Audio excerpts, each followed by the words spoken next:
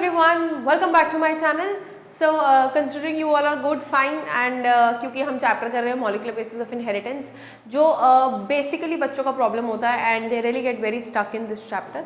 लेकिन मैंने बहुत आसान तरीके से फिर भी अपनी समझ से जितना मुझे लगता है कि एक 12th क्लास का बच्चा समझ सकता है उसको उतनी आसानी से आपको समझाने की कोशिश की है. ठीक है, अभी हम स्टार्ट करने वाले हैं अपने एक मेजर टॉपिक से जिसे हम ट्रांसलेशन के नाम से जानते हैं. ठीक है, मैं हर वीडियो में आपको ऑलमोस्ट सेंट्रल डॉग्मा रिवाइज कराती हूँ, इस चैप्टर का नटशेल बताती हूँ कि एक्चुअली हम कर क्या रहे हैं.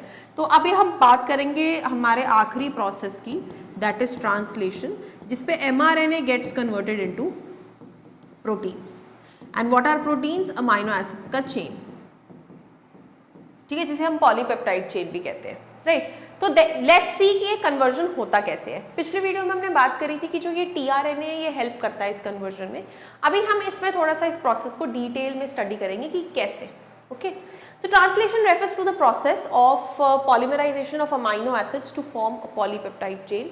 ट्रांसलेशन एक प्रोसेस है जिसमें अमाइनो एसिड्स पॉलीमराइज होते हैं. पॉलीमराइज का मतलब होता है ये अमाइनो एसिड का एक मोनोमर है, ये दूसरा मोनोमर है, ये तीसरा मोनोमर है, फिर ये चौथा मोनोमर है, ये पांचवा मोनोमर है. ये मोनोमर्स ऐसे इकट्ठे होते चले जाते हैं और ये बनाते हैं पॉलीपेप्टाइड चेन. तो इसीलिए हम कहते हैं पॉलीमराइजेशन.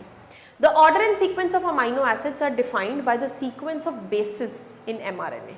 जो हमारा ऑर्डर होता है और सीक्वेंस होता है अमाइनो एसिड्स का, वो किससे पता लगता है? वो पता लगता है sequence of bases in mRNA. Like for example ये एमआरएनए का स्ट्रैंड है हमारा.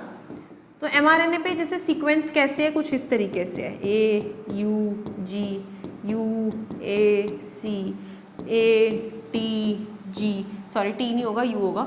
ठीक है, ऐसे करके हमारा सीक्वेंस है. तो इसी सीक्वेंस के बेसिस पे कि ये एक कोडोन, ये एक कोडोन, ये एक कोडोन, तो इसका एक अमाइनो एसिड, इसका एक अमाइनो एसिड, इसका एक अमाइनो एसिड, उसी सीक्वेंस में अमाइनो एसिड बनते चले जाते हैं. The amino acids are joined by bond which is known as the peptide bond. ये अमाइनो एसिड्स है तो इनके बीच में ये जो बॉन्ड है इसे कहते हैं peptide bond. Formation of peptide bond require energy. इस बॉन्ड के बनने के लिए किसकी जरूरत होती है? एनर्जी की नीड होती है. ठीक है, therefore in the first phase itself amino acids are activated in the presence of ATP. इसीलिए पहले फेज में ही जब एनर्जी की नीड होती है तो बेसिकली ये जो अमाइनो एसिड्स हैं ये एक्टिवेट हो जाते हैं in the presence of ATP. These amino acids get activated by the supply of energy and link to their cognate tRNA process commonly called as charging of tRNA और amino acylation. To be more specific, ये देख रहे हैं आप यहाँ पे this joining, ये joining, ये अमाइनो एसिड है, ये टीआरएनए है. टीआरएनए और अमाइनो एसिड का जो ये जॉइनिंग है इसकी रिक्वायरमेंट में हमें एनर्जी चाहिए होती है. ठीक है, we require energy for this adjoining. तो ये जो एनर्जी है ये कहाँ से आती है? ये एटीपी से आती है और इसी की मदद से जो हमारे अमाइनो एसिड है वो टीआरएनए से जुड़ जाते हैं. जब अमाइनो एसिड टीआरएनए से जुड़ जाते हैं उस प्रोसेस को चार्जिंग ऑफ टीआरएनए या अमाइनो एसाइलेशन ऑफ टीआरएनए कहा जाता है. तो ट्रांसलेशन में ये पहला स्टेप है, that is charging of tRNA, जिसका मतलब है कि टीआरएनए अमाइनो एसिड के साथ बॉन्ड बनाया with the use of ATP. ठीक है जी, इसको अमाइनो एसाइलेशन ऑफ टीआरएनए भी कहते हैं.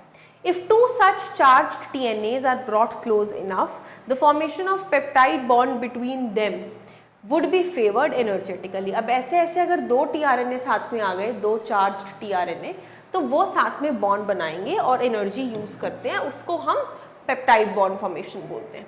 The presence of a catalyst, अगर कोई कैटलिस्ट होगा वहाँ पे तो उससे जो पेप्टाइड बॉन्ड की फॉर्मेशन है वो इनहैंस हो जाएगी, मतलब इंक्रीज हो जाएगी.